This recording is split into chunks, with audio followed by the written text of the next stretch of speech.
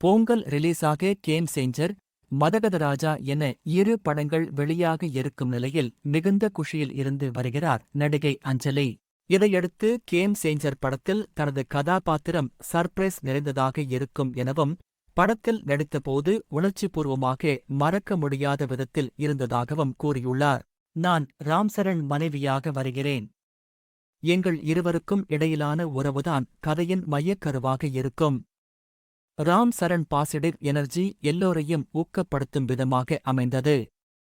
Shankar sir படத்தில் பணியாற்றியது கனவு நிறைவேறிய தருணமாகும்.